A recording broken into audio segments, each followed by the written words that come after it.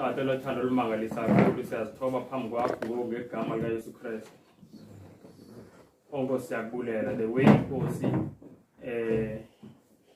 you've been speaking to us nje kusukela ekseni kude kube ngoku. Indlela Nkosi oyithulula ngayo inhliziyo yakho. Kuyabonakala Nkosi ba ufuna sikwazi. Ndithi Nkosi ilizwi lakho nawo wombungu naphakade. Basikwazi wena Nkosi Yesu Kristu omthumeleyo. Siyakubulela kakhulu Nkosi for the things osifundisa zona. Nkosi isicelo sami nje sinye ba usincede singalibali. Ngoba Nkosi uSathane uyenza basixa sesilivile ilizwi siphinde sizilibale Nkosi izinto esizifundile. Ngiyacela Nkosi yezulu ngegama likaYesu Kristu. Silapha Nkosi sonke sidinga uncedo. Sidinga uncedo ngosolivela kuwe. Ingxaki zethu Nkosi nezinto esinazo ezihluphayo zihlukile. Bajena Nkosi yakwazi ukusinceda kuzo zonke. Lelo themba Nkosi elisenza size kuwe Nkosi nango please loving Father siyakucenga Nkosi.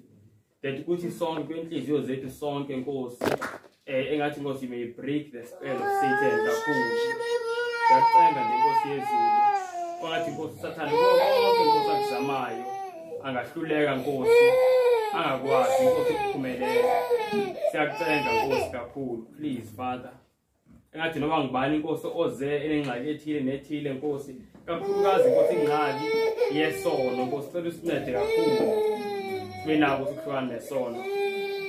Siyacela Nkosi umoya wakho engcwele sifunda usiphe understanding Nkosi yezimfundiso Nkosi endikholwa bazimfundiso Nkosi zokugqibela esizivayo lo mhlaba Nkosi sikhulu.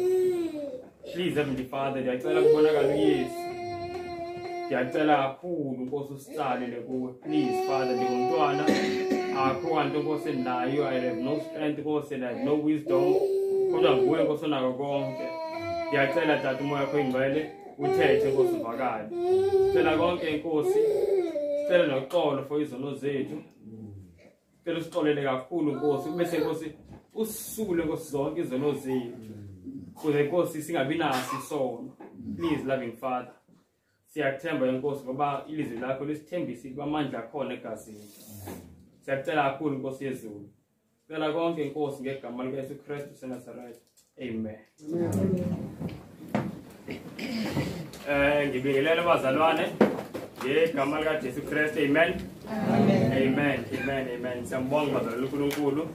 Before siqala isifundo sethu, ngifuna nje ukuthi senze i-recap the lessons asifunda last week very important. Ngenze recap ngoba bazalwane siyafunda. So masifunda kumele senze sokuthi siya understanda lokho esikufundile before siye phambili ngisho kunjalo bazalwane. All right, sasifunda last week. Ngalesikhathi. Hayi ngeafternoon ngalesikhathi lesi. Umuntu asho nje bazalwane into ayikhumbulayo imfikela kuqala. Yebo mamdaba. Sifunda ukuthi siletha abantwana uNkulunkulu sikwazise ngemithetho kaNkulunkulu. Amen. Sasifuna ukuthi silethe abantwana kuNkulunkulu futhi sibazise ngani ngemithetho kaNkulunkulu. Nabazalana ngifuna ukusho lokho. Kunento esifunda manje kuseni engiyibonile ebalekile. uNkulunkulu ayisho mawufunda kuDeuteronomy chapter 6 verse 7 uthi uNkulunkulu bafundiseni lo mthetho. Nihambe endleleni nilala nivuka namanihlala siyabona bazalwane. So uNkulunkulu basically into ayishoyo kuleli verse bazalwane ukuthi akudingekanga izabazali silinde isikhathi esiformal. Umthetho kaNkulunkulu kumele kube into esixoxa ngayo nje ezingane sesilala mhlawumbe ifuma ulala nayo ingane usalala ayitshele something ngoJesu bewalk endleleni. Siyabona lonto ungaloku ukhuluma ngazo zonke ezinye izinto maniwalka and then ilizwi kaNkulunkulu ulinde nje isikhathi esithile esiformal. Siyabona lonto. So uNkulunkulu befisa kube yinto esiqhubeka nje lo sikhuluma ngayo. Njalo ingane mayikhuluma nomzali wayo umzali ucela amandla from ezulwini ukutshala imbewu yezulu. Siyabona bazalwane ngoba inhliziyo zethu singabantu zinjengomhlabathi. Angisho kunjalo sekhumbula kuMatthew 13 uJesu ekhumbula efundisa leyo nto. And bazalwane umhlabathi awungafaki effort wena ukuthi utshale lokho right awuzuhlala nje umhlabathi oempty. Siyazi leyo nto abanye abantu bazitshela ukuthi ungatshali kuyohlala kakhulu lutho yini ekhulayo mongatshali ukhula senze lento bazalwane and ukhula lidinga effort ukhula lidinga nje ukuthi uzibe nje ungafaki effort then kuyakhula siyibona lento bazalwane so ukuze kukhule lokho right kumele ufake effort kakhulu ukuthi kukhule lokho right njalo sihamba nengane ukuthi ubona something engayifundisa nje spiritual lesson uyifundise ngaleyo nto ingane afterwards ukusukela ngalo suku izothi mayibona leyo nto ifunda ikhumbule leyo lesson siyabona lento bazalwane so njalo wabona isinkwa ukhulume ngoJesu owafida abantu siyabona lento ngezinkwa nje ezimbalwa and uyinikeze lesson ingane ukuthi uJesu bazalwane akaphelelwa amacebo bakubonakala ngathi kuzolandwa ngalolu suku siyabona leyo nto but uJesu wenza into engakazi ibonwe sona abantu bemangele seyingane izokhulisa ukuthi uJesu akehluleki Jesu akehluleki so bazalwane yathi singayenza kakhulu lento ithi iBhayibhile nilala nivuka nihamba hayi ukuthi nje hayi ngesikhathi somkhuleko kuphela kona abantu kukhulunywa ngezwi kaNkulunkulu only ngesikhathi semkhuleko ayikho right leyo nto siyabona la elizwini ukuthi silala sivuka sihamba sihlala sipheke sise kitchen sikhuluma ngezwi la ngentando kaNkulunkulu siyatshala siloke sisebenza ngoba siyazi uma singasebenzi kuzokhulukhula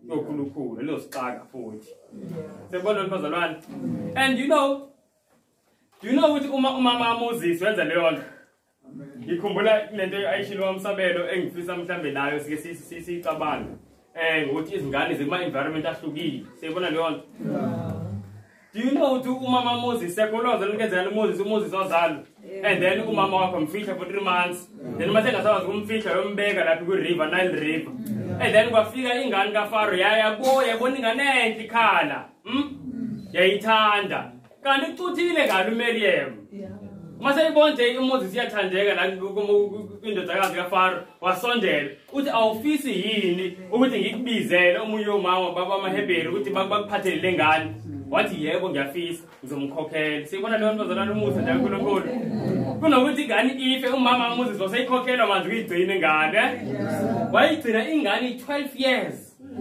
and mawufunda kumoya wesiprofeto kuthiwa ngenxa yokuthi umama kaMoses uJoshebed wayesazi ukuthi uMoses ngeke ahlale naye forever kuzofika isikhathi la ahamba khona asuka ezandleni zakhe kuthiwa indlela owamfundisa ngayo yayingafani nendlela owafundisa ngayo ezinye izingane kuthiwa kuMoses wafaka yonke into wayengayifaka ngoNkulunkulu ngoba esazi ukuthi akazi wayengatshelanga lutho mgcina for 12 years wayengafika indodakazi kaFaro ifike la 6 years sengamcela engafike na 8 siyabona leyo nto so every moment wayithola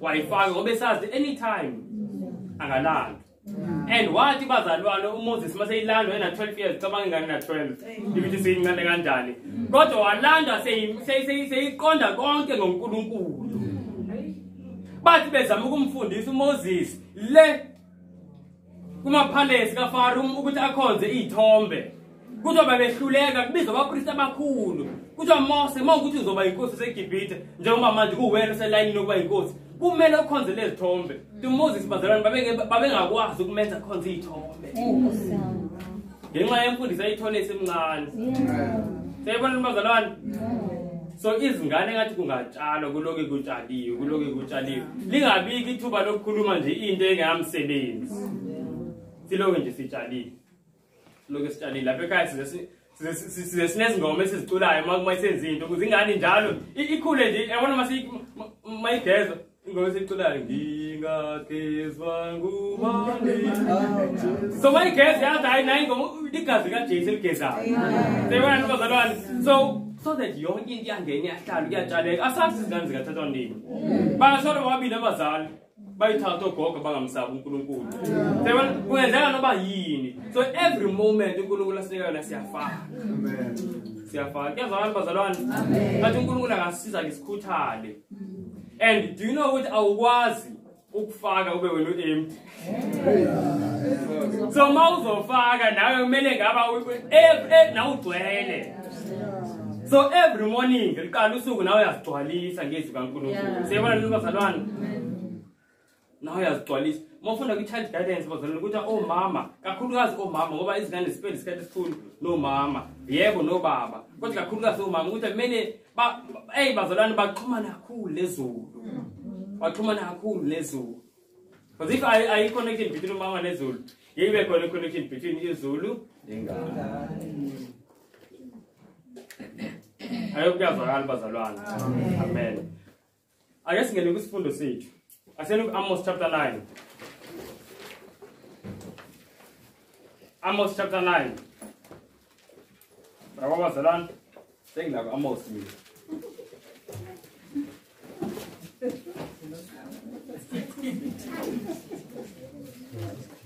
Amos chapter 9 sizofunda bazalwane verse 9 Amos ulapha after abo Daniel Hosea Joel Amos yes after umuntu ka Joel kwa uthole nje Daniel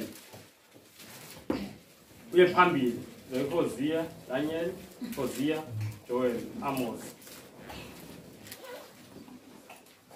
bazalwane sizofunda ngento ebaluleke kakhulu so ngiyacela ukuthi siphapha sonke into esithinta sonke bazalwane into esithinta sonke ngisike isikhathi bazalwane la lento esofunda ngayo iyenzeka and izoba worse ezisikhathi siqhubeka phambili siyabona bazalwane asikayiboni into nje nathi asiloke isifundo ukuthi sasingathi kuzoba kanje ngalendlela kuyiyona manje so ngiyafisa sisibone lesifundo bazalwane sisi-understand uNkulunkulu asisize senze lo uNkulunkulu athi asikwenze kuze siphephe sesifikile verse 9 Amos 9:9 lesifundeni bazalwane ukuba bheka ngiyabuyaleza ngizulazulise indle kwa-Israyeli phakathi kwabo bonke abezizwe njengalokhu kuhlungwa ngesihlungu kepha kukuwela nembewu eyodwa emhlabathini amen siyiphinde bazalwane again khona igama engilifunayo lapha ngokuba bheka ngiyakuyaleza ngizulazulise indlu kwa-Israyeli phakathi kwabo bonke abezizwe njengalokhu kuhlungwa ngesihlungu kepha kukuwela nembewu eyodwa emhlabathini amen kuzo zonke ithi ngizulazulise okay nge-English ithi for lo I will command and I will sift the house of Israel from among all nations sebona bazalwane usift usho ukuthini ngesizulu ukusefa sebona bazalwane ukusefa and makhulunywa ngokusefa ukuze ngithi angifake isithombe kuze mhlawumbe bangayazi lento babona isithombe kodwa ngawasithanda emadolobheni mhlawumbe nasesithombeni ngeke si-understand siyabona lokhu bazalwane ukubone makuhlukanisa amabele nani futhi namakhoba kenziwa kanje noba yiwithi futhi namakhoba izinto eziningi noba yikhona futhi kanjalo kuyasefa kanje siyabona bazalwane uthi uNkulunkulu uzosefa ibandla lakhe uSirakeli uthi uNkulunkulu uzosefa ibandla lakhe ngifuna mhlambe lesefo lesi sisibuke bazalwane ngizothini ongathi sonke sila uNkulunkulu manesefa sebona leyo bazalwane manesefa kusale lokho only uNkulunkulu akufunayo sifunda ngokusefa namhlanje sifunda ngokusefa and sizofunda ngezinto ukusefa bazalwane it's when abantu abangamakholwa kodwa amakholwa angaqinisekanga noma amakholwa angazinikelanga ngokuphelele it's labo bazalwane sebephuma sebonakala obala ukuthi bame kuphi siyibona leyo nto it's when lo waseyivele ewile kodwa singamboni ukuthi uwile sekubonakala manje ukuthi nanga impela yawo siyibona lo bazalwane la sewubonakala ukuthi ubani wonke umuntu ebonakala ukuthi ubani so sizobuka la ukuthi yizini kahle uNkulunkulu azisebenzisayo ukusefa yini azisebenzisayo uNkulunkulu ukusefa and sibe ukuthi singenza kanjani bazalwane ukuthi thina sibe yile khona uNkulunkulu athi ngeke ize iwe emhlabathini sizosinda ngalesikhathi sokusefa siyabona bazalwane and you know isikhathi sokusefa already siqalile siyabona quotation Testimonies to the Church volume 6 yep all right mhlawumbe siyathubisa nje amakhanda futhi sikhuleke Tato nothando olumangalisa kakhulu siyaqhubeka Nkosi siyafunda nje ilizwi lakho siyacela Nkosi so uqala ukuthetha nathi cela uqhubeke Nkosi uthethe ukuthi please Father please Nkosi ngiyacela kakhulu sive wena sisinde Nkosi sonke each and every person Nkosi engathi ungenza ufake Nkosi emlonyeni wamazwi so that kusinde Nkosi wonke umuntu odumo lwakho ngiyacela Nkosi yezulu yakubulela kakhulu Nkosi ngokusondeza abantwana cela uthethe Nkosi nakubo bebancane bengaka cela konke Nkosi in the name of Jesus Christ amen Amen.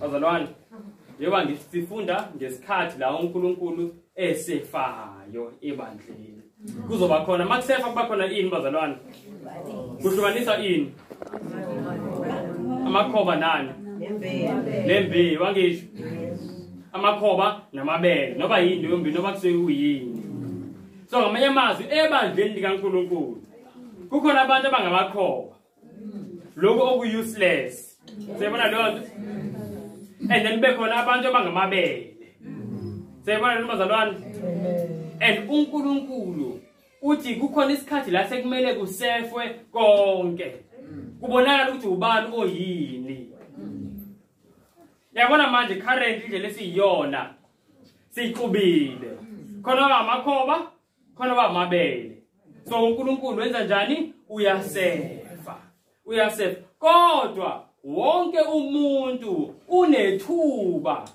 lokuba amabele seyizona bazalwane do you know ukuthi the reason why uNkulunkulu evuma engasefi nje eminyango evuma ukuthi kungene noba umabele noba umakhoba yingoba usuke efisa ukuthi nalo oyikhoba naye athola ithuba lokuba amabele seyizona bazalwane so bazalwane isifiso sikaNkulunkulu ukuthi kungabhubhi ngisho nomuntu oyedwa uNkulunkulu kungcono kuyena bazalwane kungcono ngisho ariske ireputation yakhe nereputation yebandla lakhe ocabanga bazalwane ukuthi igama laNkulunkulu lihlambalazeke kangakanani ngenxa yabantu abazibiza ngegama lakhe kodwa bebengelona sebona bazalwane kodwa uNkulunkulu yirisk encane leyo nto kanandaba nalo reputation uNkulunkulu as long as abantu bezothola ithuba if uNkulunkulu ayifisa izothi abangamakhoba ecaleni sayibona lento bazalwane bathi akungene konke so sonke njengoba silapha bazalwane kunethuba for wonke umuntu ukusinda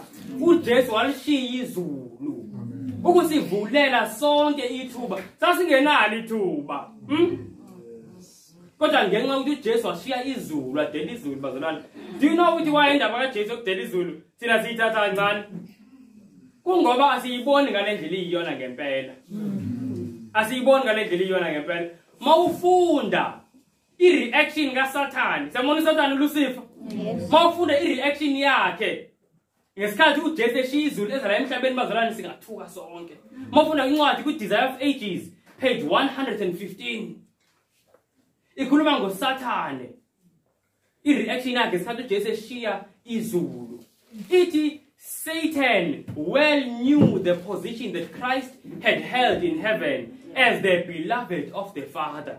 It is that the Son of God should come to this earth as a man filled him with amazement and apprehension. He could not fathom the mystery of this great sacrifice. He could not understand such love for the deceived race. Kuthi Satan bazalwane ezebona uJesu esehla kuthi lokho amdida kakhulu. And mayikhuluma ngaye lena ithi yingoba uSathane wayazi indawo uJesu ayoccupy ezulwini. Wayiqala ukuthi umuntu ephezulu kanje angehla ezathi kanje. Kodwa wayimangazwa uthando uJesu analo for abantu. Konke lokho bazalwane lokwehla okumangalisayo kukaJesu kwenziwe ukuze sonke sibe nethuba lokusindiswa.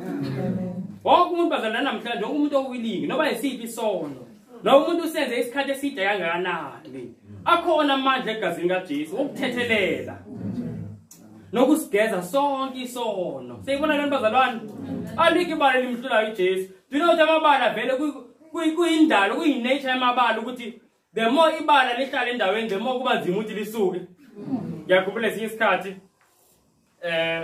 ngingabi nankosikazi ngisahlala ngedwa ngiziklinela yonke into kwakungcolile khona la ngisakho ngachithani ngachitha nje manje ngiyekho uma ngemsebenzi ngishinga ithi ngizobe ngiyisule kodwa mase kufika isonto la ngisekho busy nje yabona most of the times ngesonto sesibe nesikhathi ngathi ukuthi ngiclean lento bazalwane bengilwe ngiyekho if ngangisule ngosuku lokuqala ngibule ngithi nje ngesonto manje ngithi ayivumi ayivumi ngemob sekumele ngiscrape ngisuse ngezinto ngoba ngiyiyeke yahlala isikhathi eside sebona bazalwane nekwisonto kunjalo mawukuthi ebona into eziphuthe senhlizweni yakho kodwa uyivumele ukuthi ilokhu ihlala ungadili nayo immediately uzenzele ubunzima kakhulu kodwa yize kunjalo bazalwane akhona amandla egazini ebunzimeni kunjalo khona amandla egazini wokususa wonke amabala so njengoba sizofunda manje ngokusefo ngokuhlukana kwamabele namakhobo sonke sinethuba lokuba ngamabele. Do you know that? Sonke sinethuba lokuba ngamabele bazalwane ngenxa kaJesu. Ngenxa kaJesu. All right. Except kuyokuhlukanisa bazalwane angisho kunjani? Yes. Now before sifunde ukuhlukanisa kunezinto mhlawumbe engifisa sizibuke ngeunit. Kunezinto engifisa sizibuke ngani? Ngeunit ngokuhlangana. Ngifisa sibuke ukuthi uNkulunkulu uyayithanda iunity. Uyakuthanda ukuhlangana nokuthi ukuhlangana singakuthola kanjani asene incwadi yama-Philippians chapter 2 bangani bami next time siphathe amabhayibhili sizwana kuze ngimane nginikhomba elungifundele Philippians chapter 2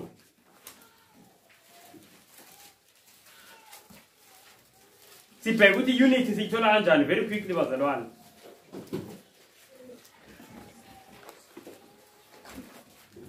ngiyafisa ukuthi bazalwane sonke singafisa ukusinda sithi siba ngamabele. Womthombo uvuliwe for every person. Omncane. Njengokomdala chapter 2. Asiqalele kuverse 2 siye ku5. In fact asiqalele kuverse 2 siye ku6. Walisani ukuthokoza kwami ukuba nibe nomqondo munye.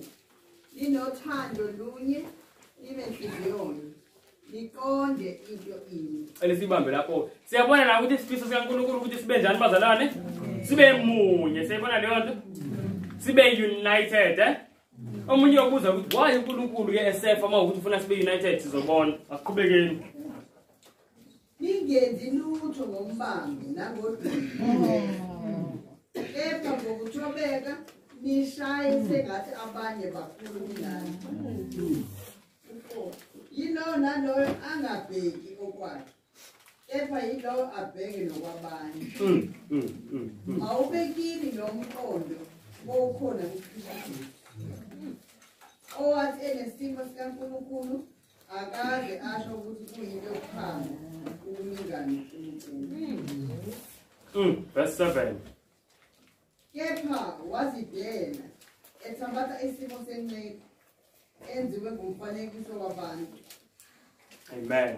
Bazalwane angazi siyibona. So la into esiyifundayo kuqala ngicela silaleleni bangani wangizonibuza imibuzo. Into esiyifundayo yokuqala la ukuthi uNkulunkulu ufisa sibe njani? Okay, abazalwane abadala ngifune baphendule. uNkulunkulu bazalwane bami nabangani bami uNkulunkulu ufisa sibe njani? Sibe kunjani kuba munye? Yebo. Uba wedwa. Ngiyayithanda ke bazalwane.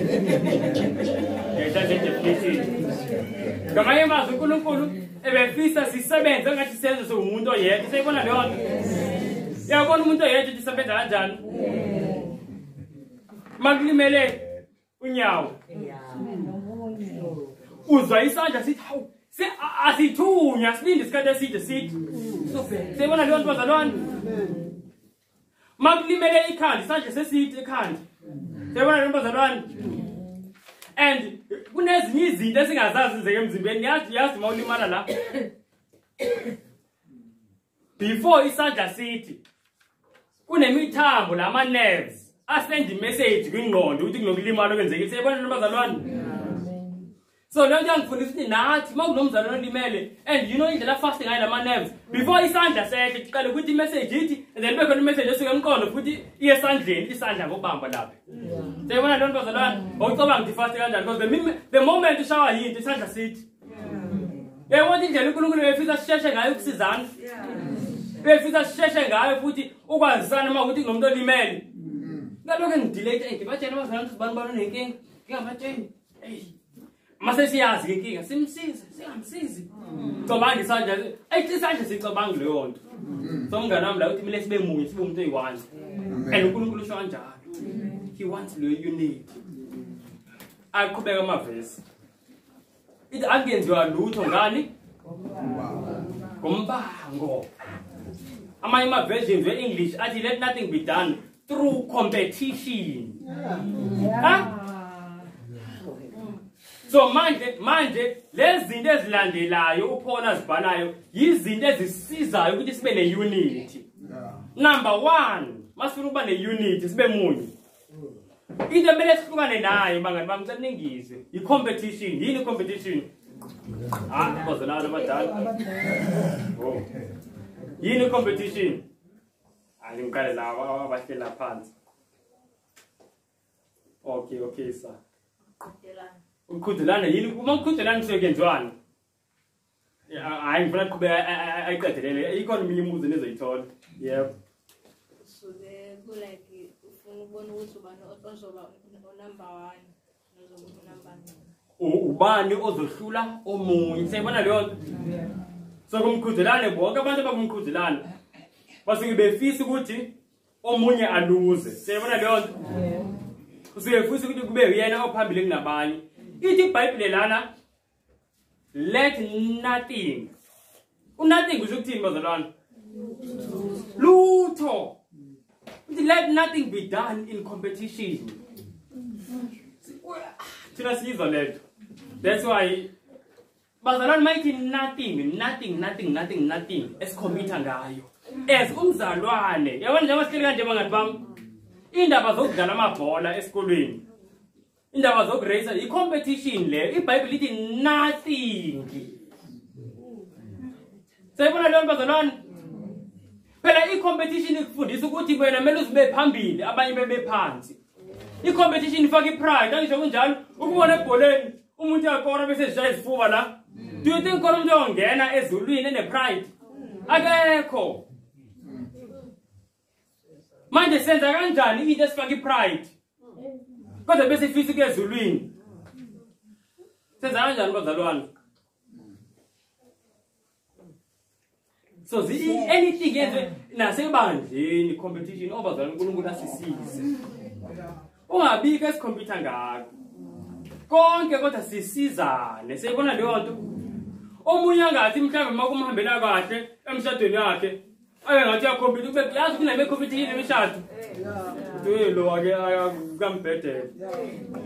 Ena kumele kube kanjalo bazalwane masimule. Kumele sifise ukuthini? Ukusizana. Ngayo yonke indlela. So i-humility once kukhona i-competition i-unity phuma nge-wind. Akukuba munye while kusekhona i-competition. Siyibambe lapha. While kusekhona i-pride ngisho nakwimindeni. Makuthi kunomuntu ba-proud wayithi husband nonkosikazi ba-proud ngeke kube khona i-unity. Lento isho yizwi likaNkulunkulu. So mawufuna i-unity nobikephi kumele ube ne-humility, kumele ube nokuthobeka.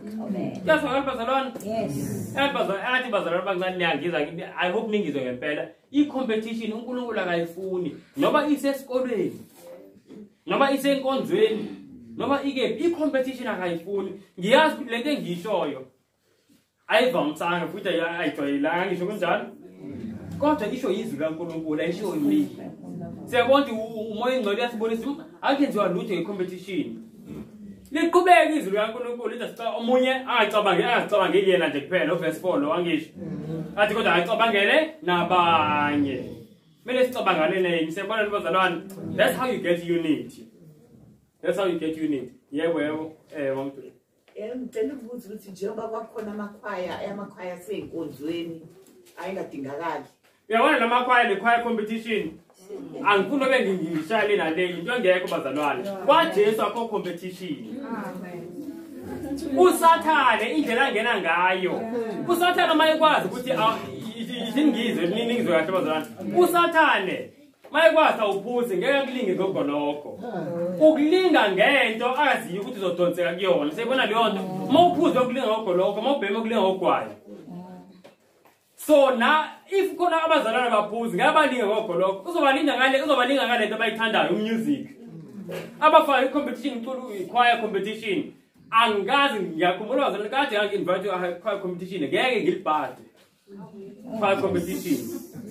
Ngoba lapha kuculela Jesu, kuculela uself, siculela ukuwina. Siculela ukuwina. In the Bible ayisho ukuthi let some things, ithi let nothing be done in competition. Kuyazwakala bazalwane? Nawe indawo khona ngafika into engangayazi. Khona ukuthi izingane zikhompyutha amavesi. Bathi yini iBible boxing into kanjalo manje zisho amavesi na kuze kubona nje ubani ophelelayo ngathi ayikho lento. Into engekho. Kungabonakala ukuthi into ekhona ezifundisa izingane into engekho. I-competition bazalwane ivela kuSathane. KwaJesu awucompete awuzama ukuhlula omunye, uzama ukumsiza.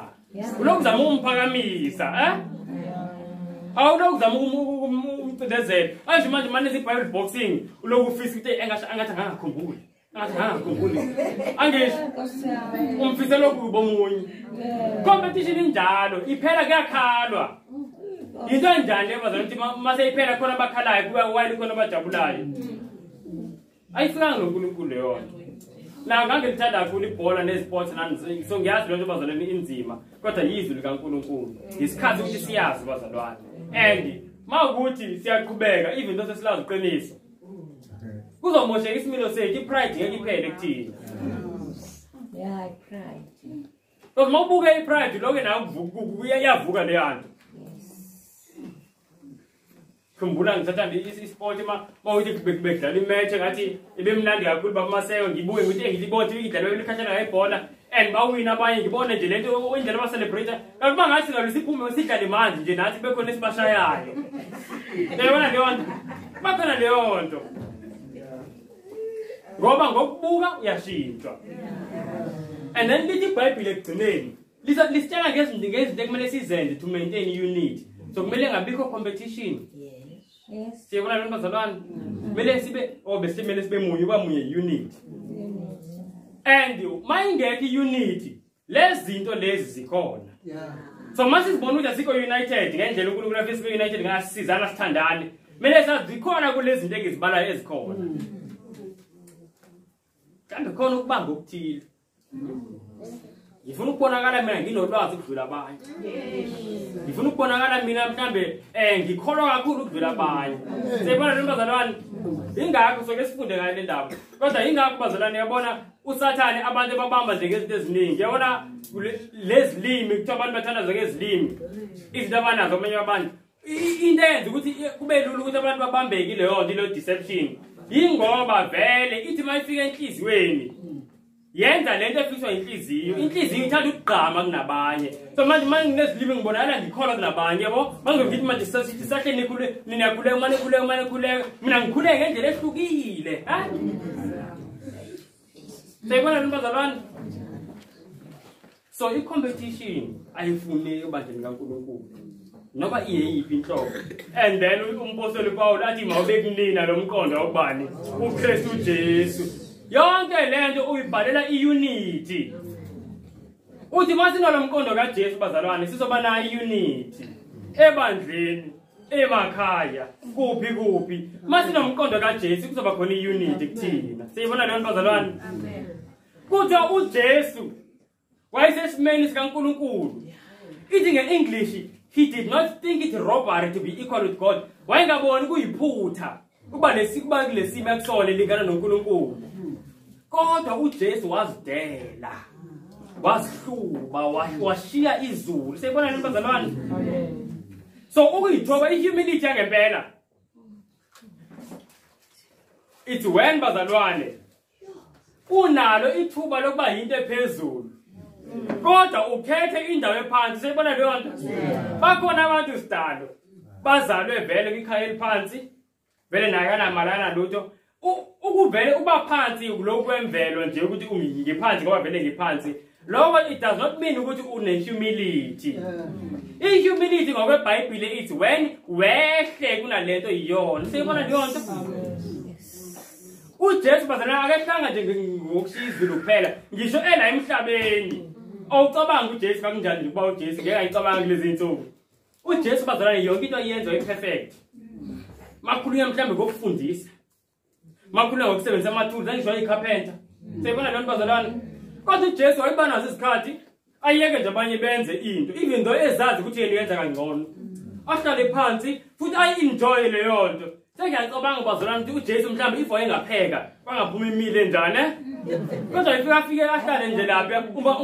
umama kaPeter nje apheke lithi iBhayibhile awabaseva uJesu ukudla azi ukuthi yena bengenza ukudla okungcono kunalokho siyibona leyo nto bazalwane you know mawufunda ku-Ministry of Healing page 448 kuthiwa uJesu bazalwane wayengasho izinto kunama-statements uJesu just one line owayengayikhuluma uJesu in the lines of science ingabeka to the background wonke ama-inventions ake bakhona la emhlabeni wayicabange leyo nto ukuthi uJesu wayengakwazi ukukhuluma izinto bazalwane ezizomgqamisa umhlaba wonke ukuthi uyahlakanipha le ndoda uyayibona leyo nto unento oyazi ukuthi uma ngikhulume le nto ngiye i-spotlight akumina straight kodwa igogodla uyigodle ngoba asikho isidingo sayo ithi Jesu kodwa akazikhulumanga zonke lezi zinto into ayidila nayo uJesu kwawukusindiswa kwabantu siyibona leyo humility bazalwane futhi ayingenankinga nokuthi kuhlale kubonakale ngathi akazi lutho ngesayensi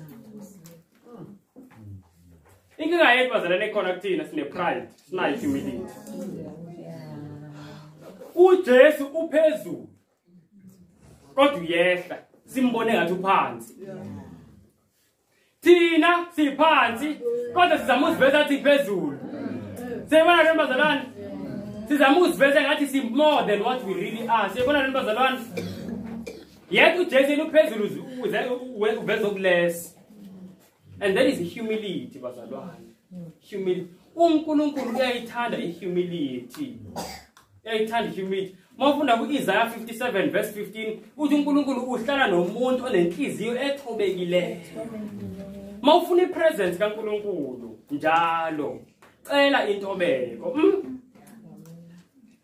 and intobeko bazalwane yosinikeza ini unity nenye into sinikeza unity siyazi yini uthando and ziyahambelana vele humility ngisho nothando ziyahambelana bazalwane uthando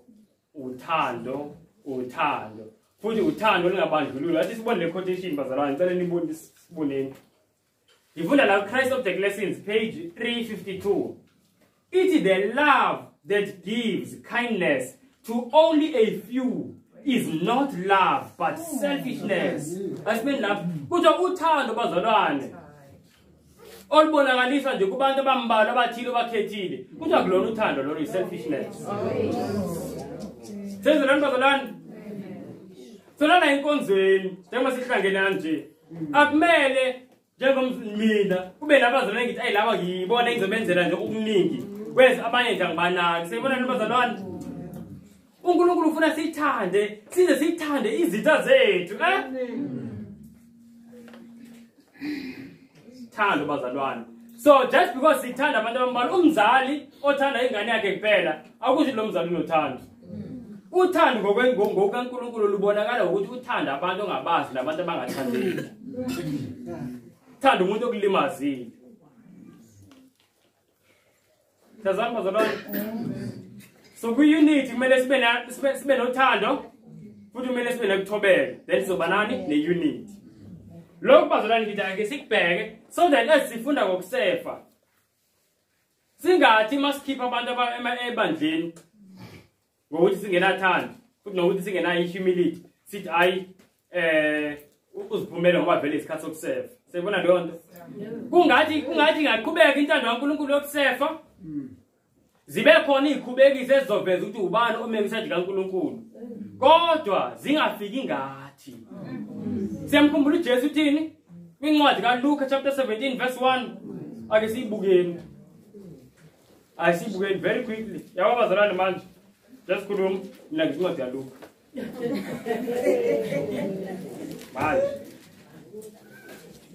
ngazi bazalwane Luke 17 verse 1 Luke 17 verse 1 wayesethi kubafundi bakhe ungeze kwenzeka ukuba kungaveli izikhubekiso kodwa maye kuloyo ezivela ngayo. Amen. Siyabona lona bazalwane.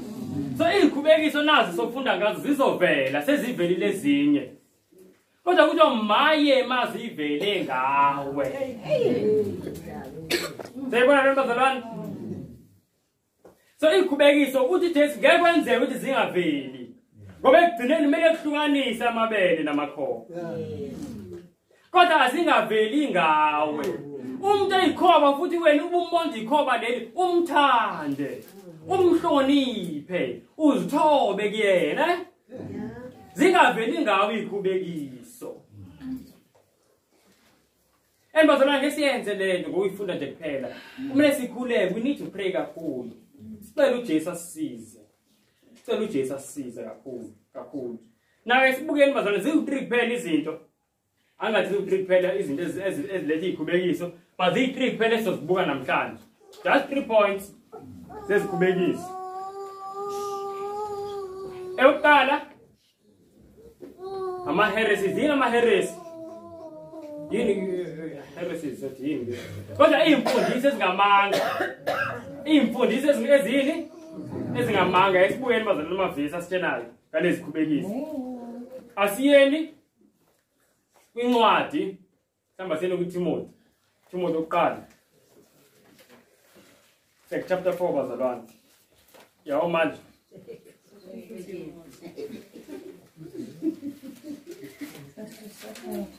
Kenzela bazalwane ningawuzeli nithi ngithatha isikhathi eside. 1 Timothy chapter 4 sifunda verse 1.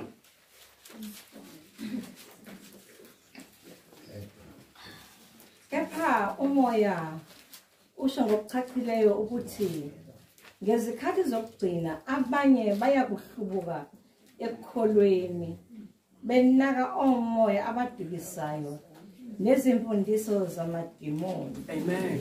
Senzela bazalwane. Kuzoba khona izimfundiso zamadimoni ezobe sikhona athi uNkulunkulu zizokhipha abantu kephi elukholweni. Nawe sibuke nasiyeni futhi angisho kuTimothy asene kuThessalonians manje. Sifuna ukubuka ukuthi yini eyenza ukuthi basuke. Thessalonians bazalwane sele ngukhothi before uTimothy. Thessalonians wesibili. Kuthi abantu bazohlubuka ngesikhathi zokugcina. I'm sure bazalwane lathina akekho ufuna ukuhlubuka. Sonke siyafuna ukusinda. uJesu uyabuya very soon. Kade sifunda bazalwane zonke izimpawu zalesikhathi esiphila kusona ziyasibonisa ukuthi uJesu uyabuya. Yonke into uJesu athe izokwenzeka phambi ukuthi abuye iyenzeka. Uthi njengoba kwakunjalo ngesikhathi sikaLothi kuyoba njalo ngesuku indodana yomuntu ibuya. Ngesikhathi sikaLothi yakhumbula bazalwane kakugcwele ubutabane ngendlela emangalisayo. Akukho la emlazo engafuni khona ubutabane. Akukho isikole esingena ubutabane. Ayikho iTV program engena ubutabane. Sebona lo nto kwangahlali kwangekho nje nakudala. Hayi konke. Kwangekho nje. Ngikhumbula ngisho nami ngisakhula. Ngikhumbula ngikhula bazalwane ngiqala ukubona for the first time isitabane ku-TV. Ku-Generations angikhohlwa. Ethi yini levelayo. Do you see that? So abantu abanye babebuka leyo nto bethi hayi akho ubutabane. Abantu bephula ngalezi zikhathi lezo ingabi kanje lento. Babengathi hayi uJesu ayenzeke lento ayikhulumile. Babuka manje. Kwenzeka lento uJesu ayikhulumile. Uningi okunye bazalwane ama-disaster isikhathi siphelile. And iBhayibheli lithi ngesikhathi zokugcina abantu bazohlubuka elikholweni. Sebona leyo nto balalele ini izimfundiso zamadimoni. Now yini ebenza bazilalele? Because akuyena wonke umuntu ozohlubuka. Khona bazobezisa izimfundiso zamadimoni bathi idimoni lelikhulumayo. Yabo? Kodwa bakhona bazozizwa bathi hawu yamnandi into ekhulunywa lo baba belandela, All right. ake sifunde nje yini eyenza sithathwe imfundiso zamadimoni. Sizobona ayihambe ukuhlanifa kwethu. 2 Thessalonians chapter 2. Ngicela siqale ku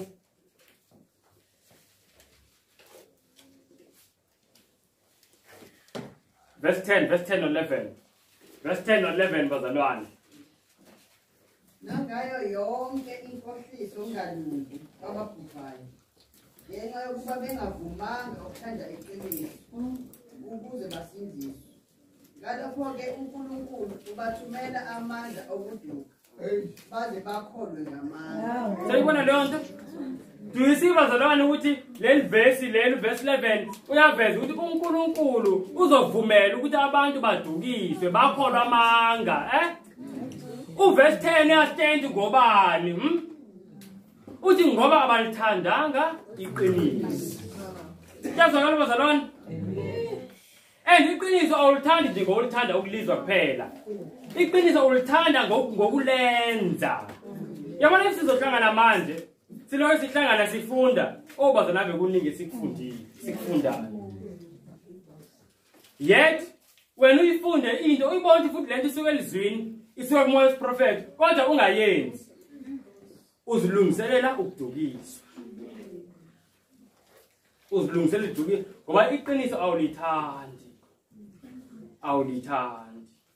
Do you see bazalwane lento ukuthi usathane indlela set up ngayo, indlela sitrika ngayo, sithi sila sisizwile izinto esiningi. Ngithi ngiyabona sengile. You know kwente soyifunda ku afternoon, bazalwane afternoon ngicela masifunda ngesimo sabafileyo. Do you know ukuthi inkosi uSawuli, sekhumbula inkosi uSawuli yase-Israel? Yayilava iqiniso ukuthi uNkulunkulu akabafuna abathakathi. Futhi kwakuyiyona ibulala abathakathi eSirayeli.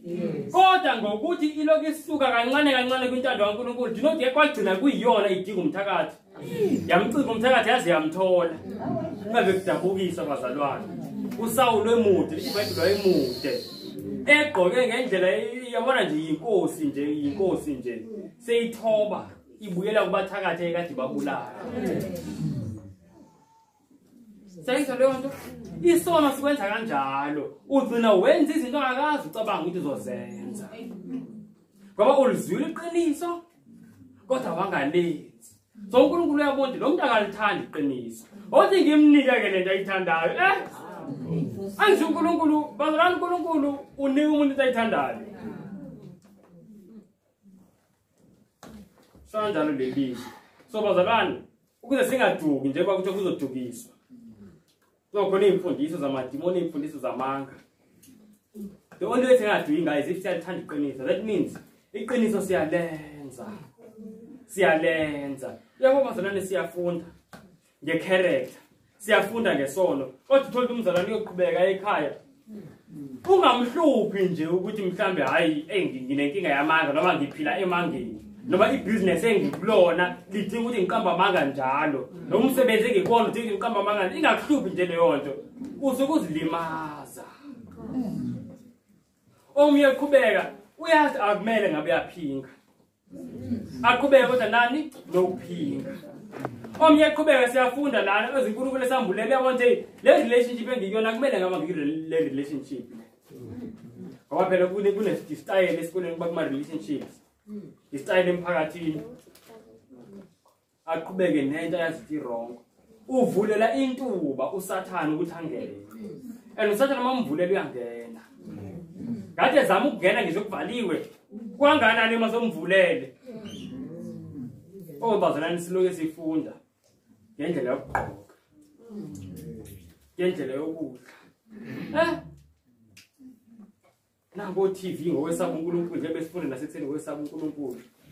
Bathola ngiyaziqhubekela nje ngentando yami mina. uNkulunkulu uyabona nje lo muntu ngamletha iqiniso futhi akanithandi ngempela. Konjalo mayiphindwa lento nje uyathukuthela. Do you know think abantu ngiyibone njalo, especially makhulunywa ngendaba zokugqoka. Mangathi yathina lokubeka lento evuka yethu. uNkulunkulu kunezingubo ezithile bazalwane angazifuni. Izinto ezimfishane, izinto ezibambanayo.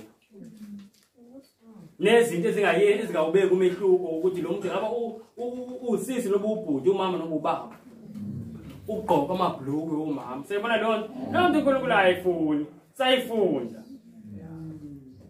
but inhliziyo yomuntu ongathanda iqiniso izoloke nje ikhahlelwa lo ikhahlelwa umuntu ufuna lento ayijwayele uNkulunkulu bazalwa nomusa ngoba uyazi ezinye izinto sizijwayele ngoba sesifundiswe kanjalo sakhula sifunda ezikoleni uyifunga ubona iuniform yezikole eziningi izinto eziphela la izingane amantombazana uyabona lento uyigqoka every day isikolo simfake lento lesana ngisho education bazalwane kumele siyinake do you know ngiphume kakhulu manje le topic bengimangele khona umkhazini wami ebethi bebebhala iphepha lesizulu ofuna grade 12 uthi kuleli phepha lesizulu bebelibhala bababuze ngozalo nosibaya nani Juthi wena ongalaleli izalo uyaluza lapho. Ngamanye amazwi bazama ukuthi mawukuthi ufuna kule sikolo, mawukuthi ufuna ukubhala amaphepha wethu kumele ubuke lezi zinto. Nje sibazana lena ngishoyo education. Phela sazobe siyifunde nje sazobe sihlale phansi sibe nesession yayo yodwa. Uthi uNkulunkulu gather out the children from Egypt. Amen. Anyway, it's fine. Asiqhubekeni. So amaHeres bazalana imfundiso ezingamanga. Imfundiso ezingamanga ziyafika ziyahlukanisa phakathi kwamabele nani namakho. Siyibona lonto. And imfundiso ezingamanga sesifikile siyazazi nala ebandleni bakhona uJoshua Mabonga. Angisho kunjalo. Mina uzala iqiniso ngilisho linjalo umdukisi lowa. But bakhona abazalana la ebandleni abalalela umdukisi. Angisho kunjalo. Bapho futhi othi nje ngidlule. Kodwa bazalwane zikhona ezinye namanye ama deceptions. Akhona amanye ama deceptions amanye futhi aza engathi eza nabantu abantu bancwele. Kuthi hayi leli bandla selwile selona ibandla kaNkulunkulu izani manje kwelethu sisivulele elethu ibandla. Sembona lo bazalwane. Ukudukisa lokho. Ngiyozisho nje ziningi o2520 abanye mhlambe sozazi izinye ngesizazi but izinto eziningi ezifikile ezidukisa abantu from iqiniso kaNkulunkulu. And bazalwane kuthiwa la whether ukuduka kwakho nongaduki kwakho akudepend ukuhlakanipha kwakho. Depend ukuthi ingaba iqiniso uyalenza yini. Mawungalenzi iqiniso uzoduka.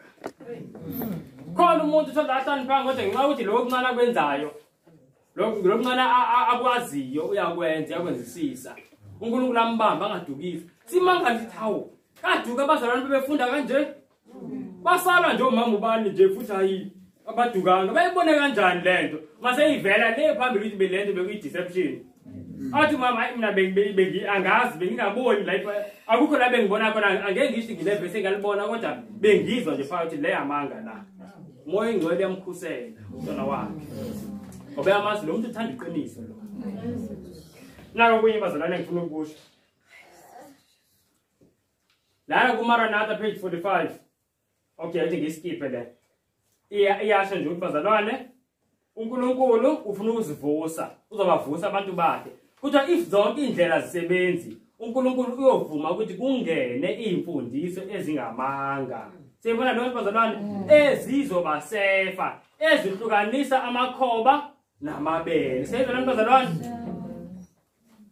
So siyabona ukuthi ngempela lama quotation afakazela lento eshiwa amavesi la ukuthi uNkulunkulu uzovuma kungena imfundiso ezingamanga ukuze usefele.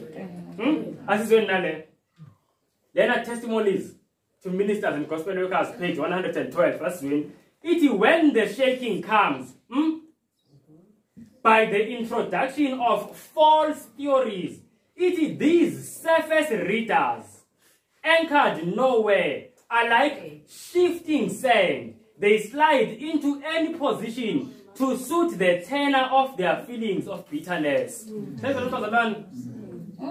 Yes, ukuthi ama surface readers.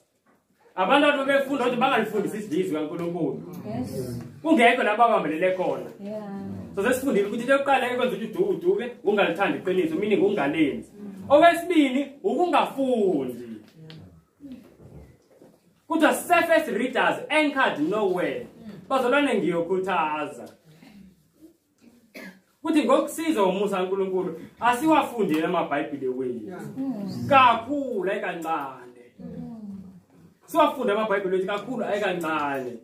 Abakwaziyo ukuthola incwadi zomoya wesiprofeto sizifunde hayi kancane.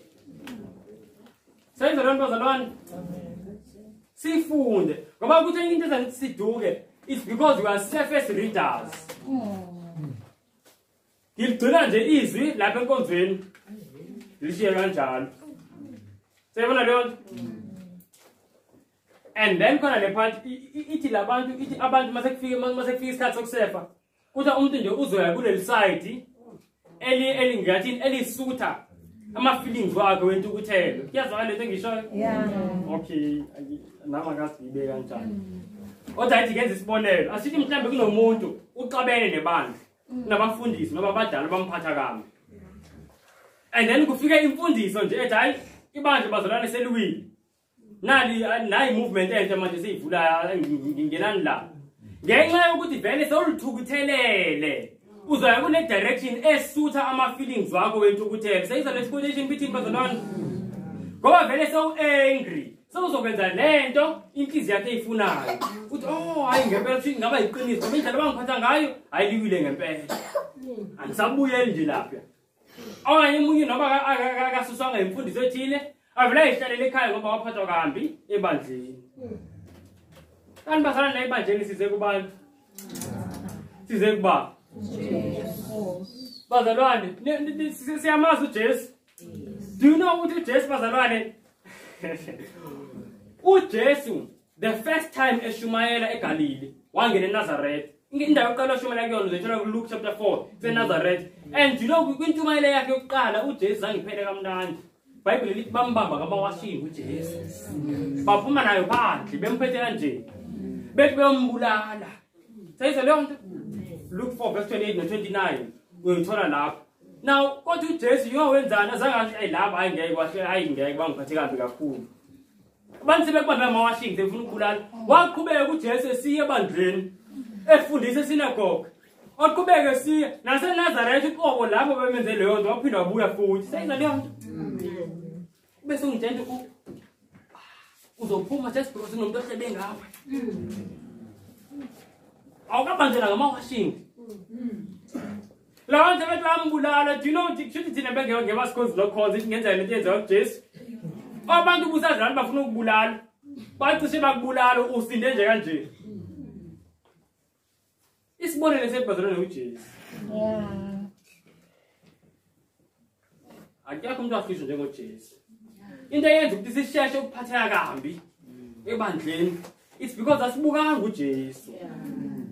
Asibukanga uJesu sicabanga thina masicongela ama feelings wethu. Sayibona leyo nto bazalwane. Angisho ebandleni kukhona amabele namakhoba. So makunamakhoba bazalwane bazokuba khona abantu abahlebayo angisho kunjalo. So manje nemezo mawuphuma ebandleni siyazi naso ukhoba. Ovuma ukuthi amakhoba akwenza ikhoba. Sayibona lebazalwane. Kanti thina mina nginxa kuseseyazi ish umzalwane wethi ubanje ubukhoba. Bele ngizama ukumsiza. Kancane ngizama umsiza, kancane ngizama umsiza. Eyobuleke yazwakala, okay. Cela ukufunda ukubuza ke bazalwane, ngiqala abancane, ngifuna ukubhetha so fast sihamba sonke. uNkulunkulu ngabe ayifuna iunity ebandleni lakhe ngiqala abancane. uNkulunkulu uyafuna sibe munye. Hawu bayatha baphendula. Okay, yebo. Okay. Yini esisizayo? Kunento eziyi2 esizibalile. Ukuthi ziyasiza sibe munye iziphi lezo zinto? Zizo2 manje sakade uphendula. Zangu. Ngicela izandla. Yasibona isandla lapho. Awubabazalane kodwa nina kuyini niseduze ngempela? Ile ngabe yonke into ngapha ukuthi la qala la. Okay. Kodwa ngizozama next time. Okay, ngingaphendula ke lapho. Ziyi2 izinto ezisizayo ukuthi sibe neunity sibe munye. Engizibalile. Yebo isho phezulu. Eyokuqala ihumility ubaphansi. sibe phansi ebazali umkhulu kaSibithi siphansi yesibili.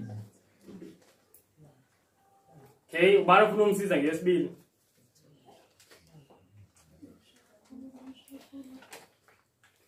Okay, alright. Uthando, uthando kodwa olungakhethi. Meaning nasekhaya if lento ngifuna uzaplug ifamily. Ngiyayithanda bazalini indaba yefamily, usathanda yona into ehlasela ifamily.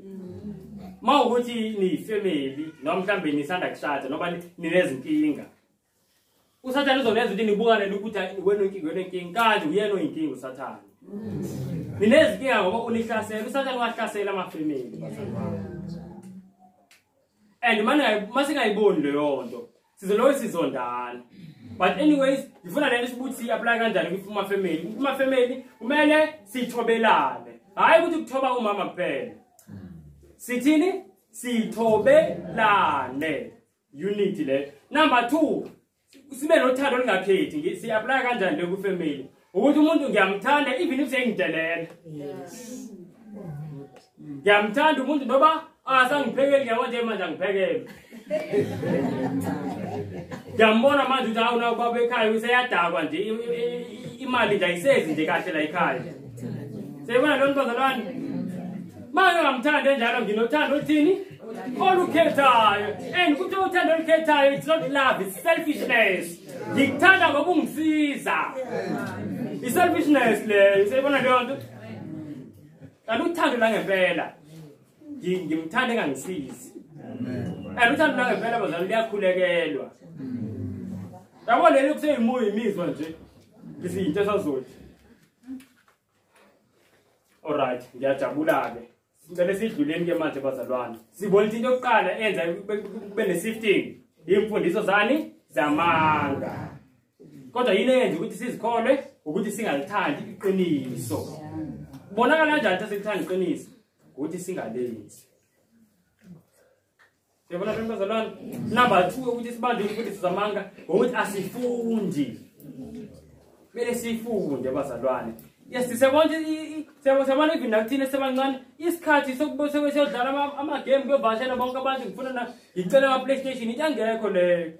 Ngoba manje sikulezi khathi la iBhayibheli lithi kulezi khathi zokugcina kuzoba khona izimfundiso ezihlubula abantu. Okay, asishesheni. Naho bezama umbulala bazalwane uJesu. Nawe bembambile bebomjikijela. Usanda kushumayela lapha. Abantu babekhohlanyela ekudala. Sebe west manje. Okay. Bazalwane ne? Inzima. Into yesibili ezosefa. Straight testimony. Yintshumayelo eqondile. Engakitazi. Iyasefa. Lawa amakhoba abazibekezela. Athi ayithi ukuthi siyongena kwenye indawo la ngeke. Ayikathi akusalungi la. Akusakhulunywa kahle. Seyibona le mbozalwane. Let me show you something. Asiyeni kuncwadi ka John chapter 6. Siyibonile lento iqiniso.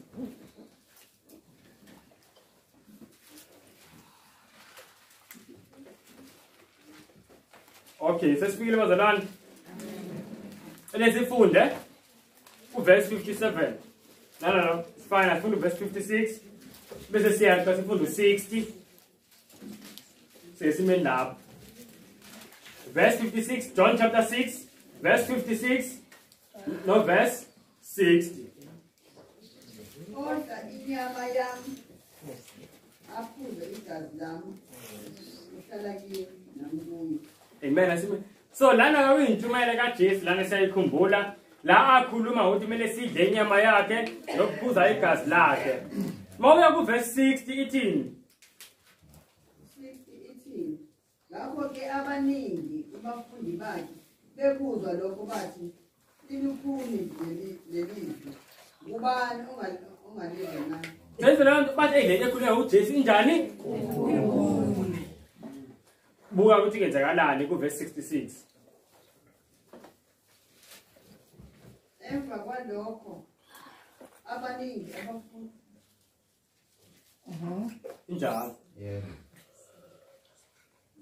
Qhubeka bo. Buyifunda kahle. emva kwalokho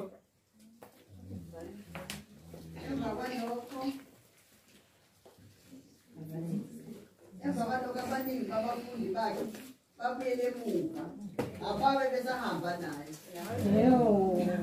uJesu yashumayela bathi lento ayikhuluma inzima and ekugcineni kuthi abaningi hayi bonke so siyabona inabafundi abaningi and then kunabafundi abaningi kwahamba abaningi kwakhona abanye abancane abasalayo sekhumbuleni bazalwane kwakusenzekani lapho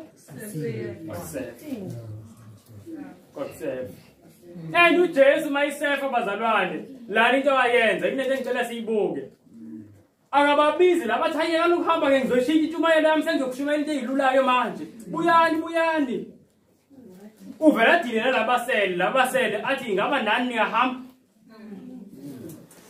athi Peter cha Nkosi singayaphi ngoba wena khona amazwi okuphila owunaphakade sebona bazalwane so izulu alikho interested kakhulu kwi-numbers yize uNkulunkulu efuna kusinde wonke umuntu kodwa uNkulunkulu akakwazi ukulishintsha iqiniso alishintshe labantu siyabona leyo nto umuntu osindile ingoba kushintshe yena kushintsha ngeqiniso kuyazwakala bazalwane that's why we-conversion you know amabandla amaningi abantu abaningi bazama ukuconverta iqiniso bazama ukuconverta bona and ayisebenzi kanjalo kumele kushintshe thina makunezinto ezini kaNkulunkulu esizifundayo njengomoya ingcwele esifundisa engizibona ukuthi mina ngiphili kanje lento eyiyangihlaba muze ukuzama ukushintsha iqiniso uzama ukuyoyithwisa lento ebhaliwe uqala kanjani imfundiso zamanga uzama ukushintsha lento ebhaliwe cela uNkulunkulu ukuthi akusize akupha amandla ukuthi kushintshe wena siyabona lento bazalwane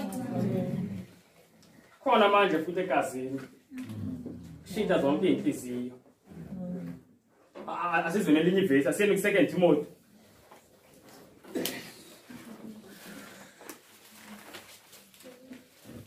sesifikeni njengapha kokuqala chapter 4 esifunda verse 3 yayibona lento ngesikhathi umpostoli uPaul zami lezi zinto uzibeka kulezikhathi zethu lezikhathi zokugcina and yilezi zinto ezenzekayo manje asizweni verse 3 ngokuba kuyava khona isikhathi abangayikuvuma ngaso isifundiso esiphilayo kepha ngokwenkanuko zabo bayakuzibuthela abafundisi njengokubanjwa kwezindlebe zabo. Verse 4 bafulathelise izindlebe zabo eqinisweni baphambukele ezinganekwaneni.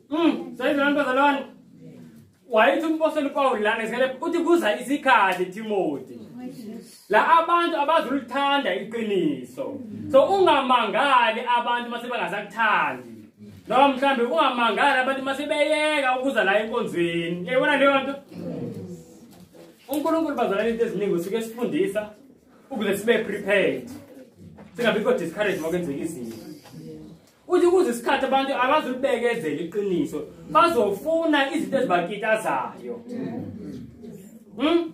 izinto ezibatshela ukuthi you're going to prosper noba uyiqhubekela nje nesono izinto ezingakhulumi ngesono kuza futhi bazoziqashela abantu babo ndinothi le nto iyenzeka sikulezo yinsuku manje weqiniso malikhulunywa ngale ndlela eliyiyona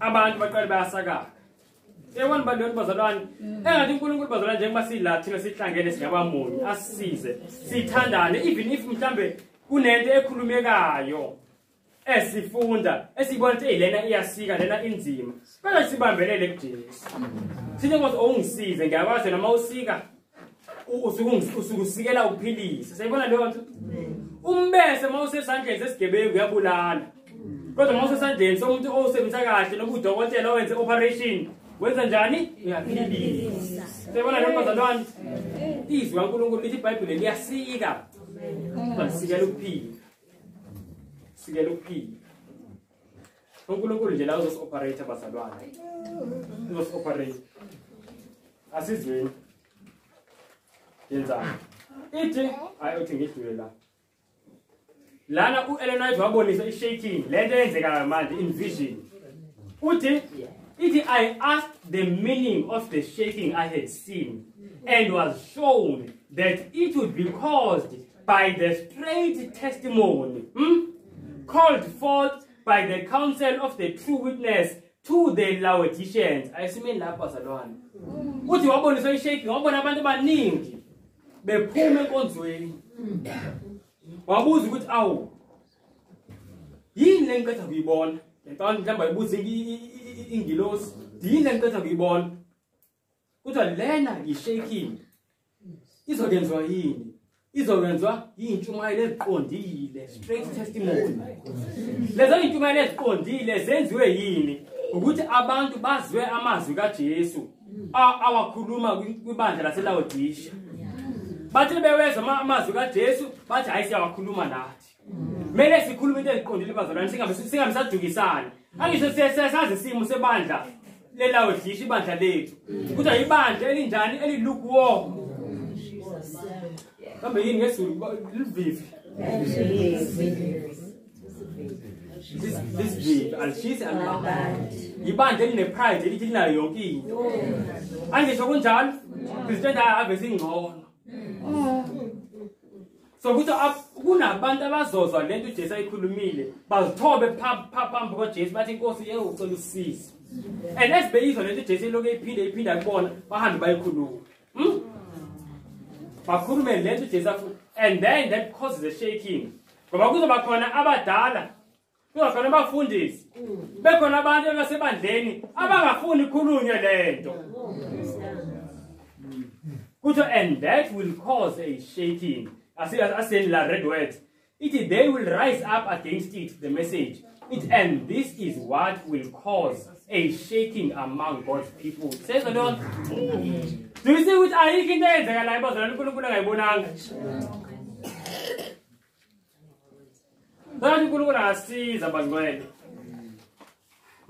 A straight testimony. Into nje iqiniso simbonga uNkulunkulu ngeqiniso. Singali naliqiniso sifuna ukushintsha iqiniso. Sayizalwane bazalwane. Asibuye into yokugcina ke cause shaking. Sunday law test into yokugcina le then siyavala. Lana bazalwane, this is the final shaking. Ngoba ekugcineni uNkulunkulu ufuna uba nebandla elingamabele wodwa. Siyayazi leyo nto. Kungani ubani ngiyona ngiyabona ngiyobona la ngiyakhumbula ngayisho kudala le nto kodwa hayi ngiyobona nikhumbula ngempela. Masicabanga bazalwane kungani uNkulunkulu efisa kuba nebandla elingamabele kuphela? Yini amakhoba ayenzayo? Konke amakhoba ayenzayo ukuthi ingenzeki ayivimba ukuthi yenzeke. Ubuya kaJesu. Okay abuya kaJesu yebo. Kodwa elisa yini kwele yenzeke kwa ukuthi uJesu Matthew 24 verse 14. Oh, but Matthew 24 verse 14, Ginez Matthew Maning. Matthew 24 verse 14, uthi le livangeli lombuso lekushunyela sizonke. Yes. So kunento amakhoba ayenzayo estopha ukuhamba kwalo livangeli. Anikubona siyifunde le quotation bazalwane. Mawufunda ku volume 6 where testimonies to the church page 370. Yayithi quotation, the Lord does not now work to bring many souls into the truth. Second one, why? It is because of the unconverted members. It is because of those who were once converted but have backslidden. It is what influence would these unconsecrated believers have upon new converts? Says the Lord bazalwane. Yes. So ithi uNkulunkulu akasebenzi manje ukuphendula abantu ngesiningi. Ngenxa yokuthi kunamakhoba amaningi la ebandleni. But siyazi isikhathi bazalwane, that's why kule test le amakhoba yaphuma. And that's when as umoya ingcwele uzokuthulule ngendlela emangalisayo nje lento yokuPentecost isazoyiphinda uNkulunkulu. Ngeke yenzeke manje ngoba kunamakhoba. Kuyodingela 5,000 kosuku elilodwa sinje. Sengaphendwa ngathina. Kwathina ngezenzo sesiphikise welento esikhulumayo. Uyothi 5,000 uthi ulalela uqala usanda ngena uzokhulunywa ngehealth uthi uyabona ukwenza opposite. Wathi 5,000 usanda ngena uyabona ukukhulunywa ngedress kodwa kwenza opposite. Uthi uyabona ukukhulunywa ngothando kwenza opposite. So uthi uNkulunkulu uthi ngubamba 5,000 andithi ngiqede ngokusefa. Seyibona impazalwane. But the 5,000 years uyeza 5,000 no 2,000 no 10,000 konke nje kuyobe yenzeka bazalwane izimangaliso sizothusa sizomangala but manje uNkulunkulu mayaqala sise wonke amakhoba and bazalwane bengifisa ukuthi ingabikho okuthina osukayo sibe yingxenye yaleyo experience leyo engathi sengiyabona sekenze kanjani ko Philip ngithi ngiyabona uba umvube ngisambona kanti seyile siyabona lo sishumayela ivangeli lapha sithi ambona seyile siyazi ukuthi yini yenza leyo nto ko Philip intshushiso lithi iBhayibheli encwadi yezenzo kokwenzeka intshushiso and then bazalwane ibandla lasaka lahambisa ivangeli lahlala endaweni lasaka lahambisa ivangeli iSamaria yaphenduka manje kwaphenduka ngisho abathakathi oSimon siyakhumbula and kulezi ntshushiso bazalwane that is what is going to happen. I used to retain something. I said, what am I doing 24? Oh, bazalwane uJesu yes. Lokho angicabangi lokho ngiyakwazi. Bazalwane ukusefa nawo kuyenzeka manje. But nako ukugcina ukusefa. Usefile uNkulunkulu nange COVID. Usefekile. Why COVID ibumsefo? Yingoba kungene false theories, false teachings ebandleni. Kunokuthi sifundise i-health message yezulu. Sifundise i-health message yalamhlabeni. Mangifike ebandleni abantu bengagqokanga izifonyo ngifike ngithi hayi wena ufaka isifonyo. Kodwa ngikaze ngimangifike ebandleni abantu bedla inyama ngithi why need inyama. Why sesiyibona lo kodwa le efaka ugovernment i-health message ngisukumele kakhulu. Ngathi abantu abajova ijovana. Thothi you know kunabafundisi abangakaze bashumayele nentshumayelo eyi1 nge-health message le yezulu. Kodwa baba nesibindi sokuma kuma pulpit bathi abantu bafaka umjovo lo poison lo. Seyibona leyo nto? Yasef. Is a sifting. Kodwa yena ngazibona umuntu ukuthi usuke kanjani kwizulu. Kodwa bathi abazalwane if bethu ngempela sifuna nje ipeace. Bekumele ngaba njengebandla siyeke umhlaba wenza into yomhlaba. Ibandla lingena bepromote into yomhlaba. Why thina singapromote le bandla? Why singapromote lesingezo uNkulunkulu? uNkulunkulu asinezanga vaccine thina. Usinikeze ama laws we health. Ngithe Matthew 24 ngisho. So red bazalwane kuyasefeka futhi uyabona ukusefa lokuze COVID. Angazi ngibona into nje. Ukuhlukana okunje bazalwane. Lokwenza ukuthi amabandla abande kanje. Yabona labo 2 hours abaqhubekayo. Into engekho leyo bazalwane. Into engekho leyo. Balo uNkulunkulu ebefisa wahela umuntu usavuliwe. Uthi nalabo abasefikile babonde asimanga kahle thina singamakhoba kahle kahle. Asicela usizo ngabakhona manje egazini bazalwane. Akekho umuntu osowe uone ngendlela ukuthi angalithola usizo kuJesu omfelayo. So uNkulunkulu ngale test yokugcina iCovid ngizothi bazalwane ebesibonisa ukuthi simephi. Kungabikho too late. But at this time let's Sunday long mase ngene crisis it is going to be too little too late. Okay. Askele in Matthew 24. Yokugcina le bazalwane.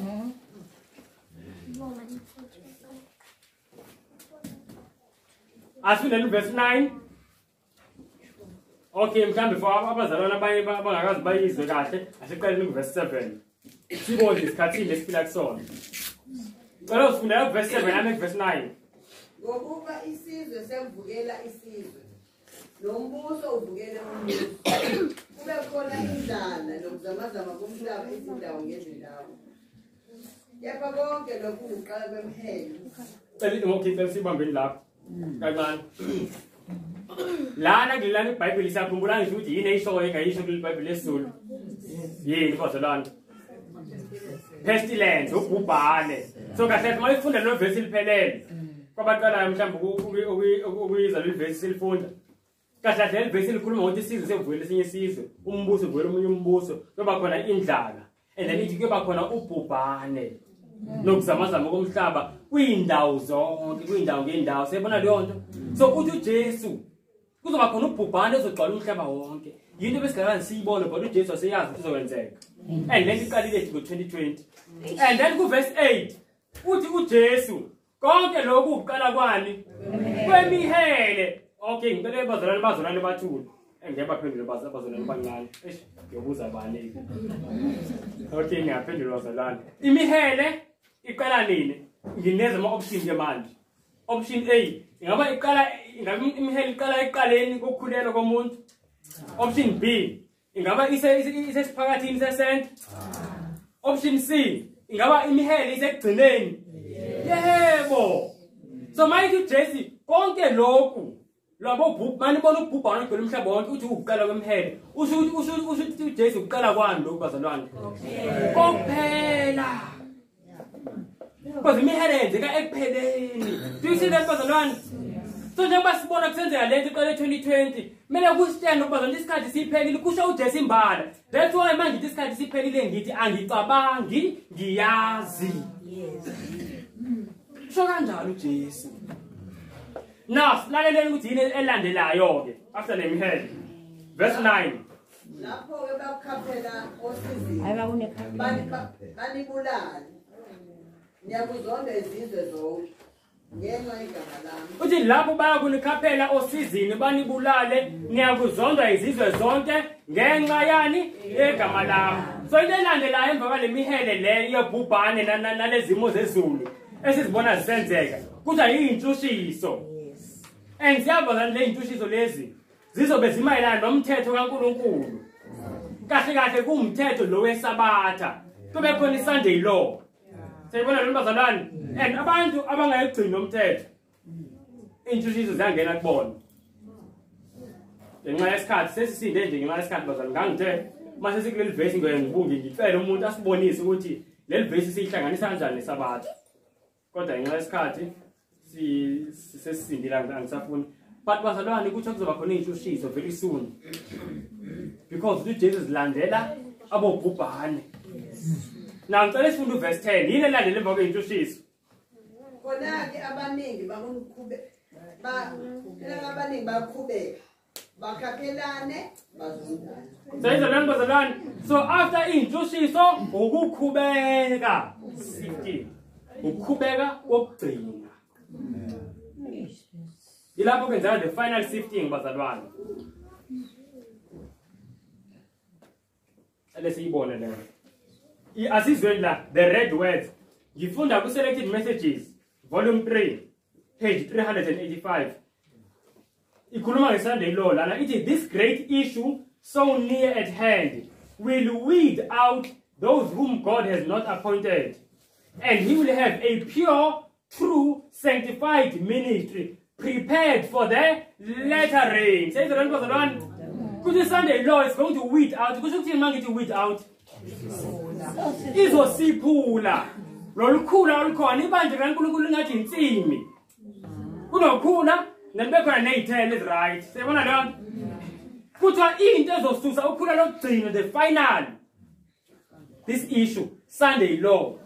Kuthiwa futhi mase kusuke ukhula. Lapho ke uNkulunkulu ethela khona imvula yakamuva. Siyabona lo bazalwane the latter rain. Siyazi i-latter rain imele umoya oyingcwele. uNkulunkulu mase uthulula ngendlela engajwayelekanga. Namanje umoya ingcwele ukhona. Just like how ukhona before Pentecost. Kodwa ku Pentecost uNkulunkulu awuthulula ngendlela engajwayelekanga. But uNkulunkulu bazalwane akwazi ukuletha imvula. While kusaqhubene kusekhona ukhula nezithelo zakhe. Kwamanje nje lo mvula nokhulu level likhulu kakhulu. Do you see that? So uqala sisikhula. And into esisololukhula kuthiwa Sunday law persecution. Kunabantu ekubukeka ngathi manje bamile ba right. Ngathi hallelujah happy sabbath maranatha. Ngoba akabikho intshutshiso. Ngoba akabikho intshutshiso. Kwaqala intshutshiso bayaphela maranatha. Kuthi abazalwane yazi ngikhohle ukufaka le quotation. Ngiyacabanga nje ngihlela ukuthi engiyikhohlile. Bazalwane kuthiwa kusazoma abafundisi kwipulpit.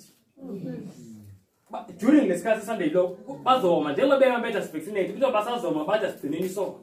Do you know that? without a single verse ekhona. Oh, yes. Nami ngangathi hayi uyifaka khona umuntu ezothi kuyoma abafundisi bathi asivaccinate. Manje sengiyabona iqiniso ngempela lo. Yes. Kunjalo bazalwane. And ibandla ngenxa yaloko it's going to be sifted for the final time. Uyabona manje ibandla liyaqhwalela. Yes. Ngenxa yale sithi ye-COVID. Yes. Kungathi lizowa. Yes. Angisho kunjalo? Yes. But you know ukuthi yini bazalwane ukuthi uNkulunkulu umoya wakhe ingcwele asizweni. Okay ngizobuya la. Uthi uNkulunkulu ibandeliwe. Asizweni. Uthi ngalesikhathi uthi the church may appear as about to fall. Dabhala in brackets Babylon. Uthi kwabonakala ukuthi ibandla lathi lizowa. Why ngibhale Babylon la? Eliphi ibandla eliwile according to iBhayibheli? Babylon. So kuzoba ngathi ibandla leli kaNkulunkulu the Seventh Day Adventist Church kuzoba ngathi nalo selizojoin iBabylon. Seyibona leyo nto? Kuzobukeka kunjalo ngoba sibona abaphathi yonke into nje wonke umuntu engathi nje uthobela nje umthetho kaBhayibheli weBabylon. Sekusukiwe entandweni kaNkulunkulu nakwintshumayelo zikaNkulunkulu ezikhuluma ngokuhlukana nesono. And kunjalo bazalwane, you know sometimes mawuya kwizinto la kukhulunywa khona ngemishado uyozwa kwimothi ngayinyanya ngesinye isikhathi kacishe hey ngabona yabona khomla kumama ngithi uthi ngiye ku day 2 ngithi hayi ngifuna ukuyombuza ukuthi beqonda ukuthini mase uthi mama mawuzoya ukuyobuza akala uyangiyolalela sihlale ekhaya.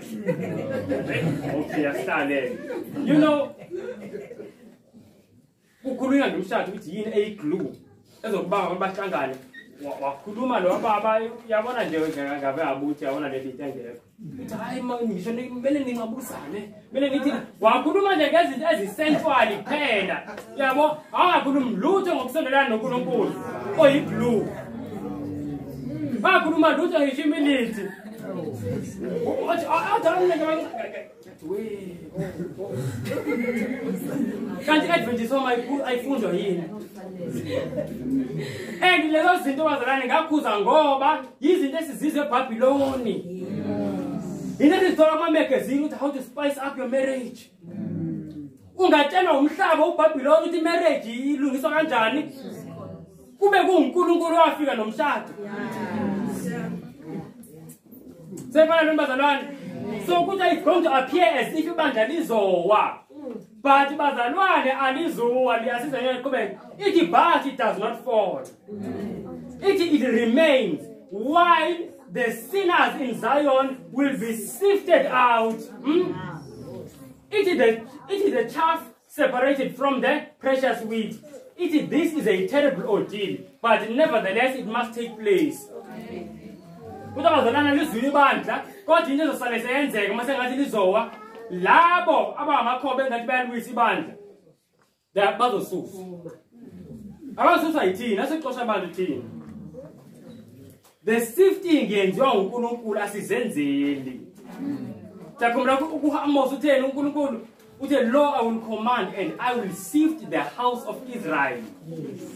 Sebona Lord from among the nations. So uthi uNkulunkulu yena owenza ukusefa asisefi thina. Khona abazalwane abazisefayo babe yiholiness group yabo yodwa le yabo le banakusho ngisenze kanjalo. Naye enye into bazalwane ipoint engifuna silibambe. Umuzi konke asimhlawumbe sikubuilding liselime kanje. Yini ikhanda lakho you know uzothini? Ikhanda lakho lithi yenzani mase kume kanje? Lithi phuma ngisho. Exactly the point. uNkulunkulu ebesazi ukuthi masibona ibandla ngathi selizowa selime kanje abaningi bethu sofuna ukuphuma. That's why asibhalela le ukuthi alizuwa kuzobukeka ngathi lizowa. Alizuwa. Abaningi ngakuyengazifundi bazalwane izinto esizibekelwe uNkulunkulu kuma prophet. Bathi bayibona le shape le. Bathi ngiyaphuma. Ube umuntu ayoshaya kwenye confusion. Ngoba uzophuma ayiphi nangumbuzo. Uzophuma ayiphi. Uzophuma ayiphi. So simlindi uNkulunkulu enze indlela ngendlela yakhe. Sibe patient thina. Yabo, siyazama ukuseparate thina sisi yabo. Asibe patient. njengonkulunkulu ekhuluma siyabona lento bazalwane uzozenzela ngendlela yakhe siyabona lento bazalwane now ngiyavala ngifuna ukuveza the last thing into eyenza ukuthi abantu ngesikhathi zeyintshishiso hey bazalwane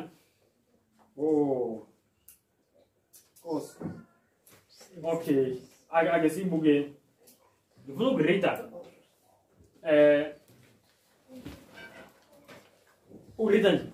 just read these parts. It is the time you funda manje Testimonies volume 5 page 81. It is the time is not far distant when the test will come to every soul. It is the mark of the beast will be edged upon us. It is those who have step by step yielded to worldly demands and conformed to worldly customs will not find it a hard matter to yield to the powers that be, rather than subject themselves to derision, insult, threatened imprisonment, and death. Say so, don't you? Was a test years of Mutu. Good labo, step by step, abalinganisa umhlaba. Futhi abathobela intando zomhlaba, even if azambelana intando kaNkulunkulu. Kuthi mase kufike le test yokugcina yentshushiso, angeke bebone kuyinto enzima. Ukuthi bathobele umthetho womhlaba kunokuthi bathukwe baboshwe babulawe futhi bahlambalazwe siyabona lokho babe embarrassed insulted zonke lezo zinto kuthi bazokhetha the easy popular side yini ebalungiselele ukuthi bakhethe le side elula naye bazani lesekuqaleni worldliness uthanda umhlaba kuthi they have step by step yielded to worldly customs, to worldly demands, and conformed to worldly customs. Kona uyield ukuthi umhlaba uyaphusha uthi yenza lento uyenze. And then uconforma ingoba uba wena ozibonelayo abantu benzisile ukuthi ayinawo uyenze. Kuthi masinje bazalwane, i-test izosifika sesibuka izinto ngendlela umhlaba ubona ngazo. Mawufunda uGreat Controversy page 608 ithi test izosifika sesibuka exactly umhlaba ubuka ngenxa yokuthi sihlanganise nomhlaba bazalwane i-worldliness iyingozi ukusihlanganisa nomhlaba kuyingozi ukuthanda umhlaba kuyingozi ngikhulume ngande kakhulu ngale ndaba kodwa ukuthanda umhlaba kuyingozi mawufunda incwadi kaJames chapter 4 verse 4 ithi awazi yini ukuthi ubuhlobo nomhlaba kuwubutha noNkulunkulu siyayisebenza lo verse ithi lowo ke ongomngane nomhlaba uyisitha uthi umi eyisitha sikaNkulunkulu awukwazi kuba yimngane nomhlaba ube umngane futhi noNkulunkulu you cannot agree nomhlaba uphinde agree noNkulunkulu sebona leyo nto was indlela yokutesta izinto ubothetha ngale ndlela if ngokugqoka kwakho you agree nomhlaba bozathi yabona I'm sure against noNkulunkulu uNkulunkulu ngoba akahambi nomhlaba if ngokukhuluma kwakho indlela engikhuluma ngayo ngikhuluma njengomhlaba manje nginesithotsi lana bene ngiyabona nje zonke lezo zinto I'm not agreeing noNkulunkulu and leyo nto ukuthi bazalana effect yayo izosenza ukuthi mase kufika i-test nathi sikhukhuke so bazalana nathi uNkulunkulu asisiza siye ukuthanda umhlaba and iyonke into engasisiza siye ukuthanda umhlaba uJesu buku uJesu ngiyacela bazalwane ngiyangithi ziningi izinto ezenziwa ukuthanda umhlaba asike isikhathi manje ukuzibala sonke manje ezinye zazo zikwenza ukuthi bazalwane ungaboni isikhathi mase siphilile emhlabeni do you know that usho kanjani incwadi kaLuke 21 verse 34 ithi uthanda umhlaba awuzubona isikhathi bathi abanye bethi isikhathi siphilile uthi hey hayi labo banehaba why ngokuthanda umhlaba yenza ukuthi ningaphilisani kakuhle ifamily do you know that because izinto zomhlaba bazalwane azizi nepeace lithi iBhayibheli there is no peace for the wicked so ithola kanjani ipeace sibe simbe ecaleni uNkulunkulu ukuthanda umhlaba kwenza ukuthi kwala ibandleni singabi nayo presence kaNkulunkulu sebona nabazalwane so kuningi bazalwane sathi uNkulunkulu angasisiza ngathi singabuka kuJesu ngendlela emangalisayo uthi umpostoli Pawuli through isiphambano uthi ngibethelwe kumhlaba nomhlaba ubethelwe kumina. Uthi umhlaba ufana nento efile kumina nami ngifile kuwona. Seyizwa leyo nto? Mawufile kumhlaba sewuphilela izulu. Amahlona ayaphela. Ukuthi hawu naku ngizovela eTexini sekumele ngishumayele hayi bazothina abantu. Angithi ufile nje wena into soyiphilela izulu. Ukuthi umhlaba uthina awunandaba, Yilo bazana baphenduka abantu. Ngabantu bajwayele ukubona ubaba uqhineke ezitimeleni, bajwayele ukubona nje sengicela ukuthi kujwayele ukubona ubaba abadala. Do you know ukuthi kubonakala nje osisi abancane abahle begqoke kahle ngendlela kaJesu bephethe iBhayibheli asukuma usisi eTexini bathi ha ayisikhathi saphela angijwayelanga lenini atshela abantu usisi ngokuthi uJesu uyabuya uJesu into exabene nayo isono futhi isolution yesono uyena uJesu sithatheleni bazalwane uJesu ahlale phansi umntwana kaNkulunkulu ngoba shiya bekhamisile but manje inkinga ukuthi umhlaba usaphila kuthina nathi sisaphila amahloni asagcwele kuba uthini what if la eTexini khona umuntu ongaziyo what if la eTexini sibona leyo nto wayathi singafa bazalwane athi uNkulunkulu angasiza sife uNkulunkulu angasiza sife cela nje ukwenza aphili sivala amehlo sithobisa amakhanda sivala amehlo bazalwane uNkulunkulu usifundisile okuningi sifundile manje ngokusefa kuba ngaba kulezi zinto besizifunda ngizozibala nje soze sizikhumbule ukuze ungaphenduli into ongayazi phambi ungekho sure sikhulumile bazalwane ukuthi inye into ezenza ukuthi abantu basefeke ukuthi abalithandi iqiniso uNkulunkulu uyabapha le nto abayithandayo amanga and sithe ulithanda iqiniso ukulenza uma ngaba mhlambe kunamaqiniso esiwafundile ozazi ukuthi elana awuwenze ufuna usizo kuJesu ukuthi uwenze wena kuphela ozazi angizubiza anything by name wena ozazi ukuthi uyafuna nje usizo kuJesu ukuthi wenze iqiniso lakhe uluphamisa isandla ufuna usizo kuJesu ukuthi wenze ini iqiniso lakhe if khona umunye futhi esifunda ubona something ngehumility nawuthando and mayicabanga umndeni wakhe yabona nje lana mhlamba uyigejile and ufuna usizo kuJesu ufuna usizo kubani uJesu cela phamisa isandla very very serious bazalwane nami nje ngiphamisile yabona these are very serious things kuningi bazalwane okunye esikhulumile ibaleke ukufunda izwi anything noba yini umuntu azizwayo phakathi enhliziyweni lana Nkosi ngiyathinteka kakhulu makukhulunywa kanje yena ngiyacela usizo khona amandla egazini uJesu walishiya izulu bazalwane wahlushwa ukuze kuvuleke lo mthombo esikhuluma ngawo namhlanje akhona amandla kuthina sonke owazi nje noba yini bazalwane noba kulezi zinto engazibalanga they want help and umuntu uready uwilling ukwenza intando kaJesu cela siphakame isandla ngikhuleke. Glorious Father, Nkosi nothando, siyazithoba phambi kwakho ngegama likaYesu Kristu. Nkosi siyakubulela ngokuba sonke Nkosi usilande ngaphandle. Nkosi singamakhoba. Sibabi. Uthi Nkosi ngokusipha ithuba sonke futhi basibe ngamabele. Bankosi sibe yimbewu esandleni zakho oyithandayo. Precious Nkosi kuwe.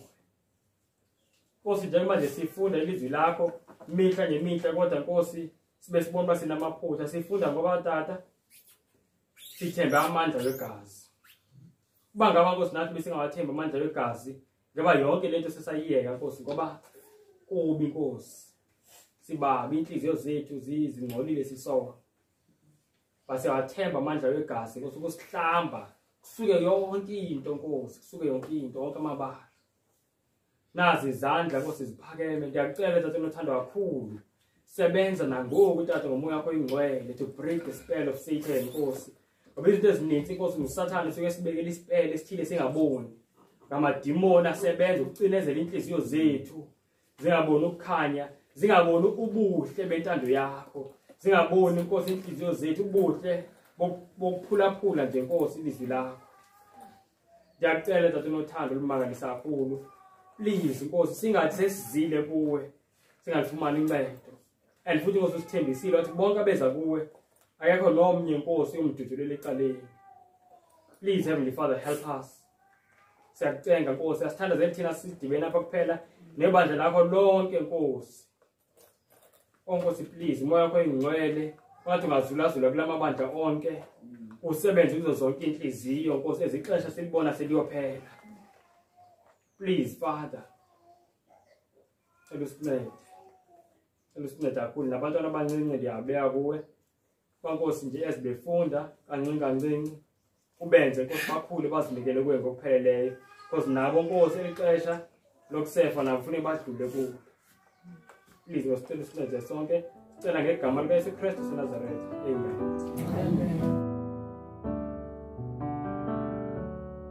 And as for me, I will behold thy face in righteousness. I shall be satisfied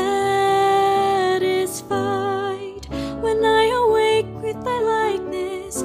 I want to be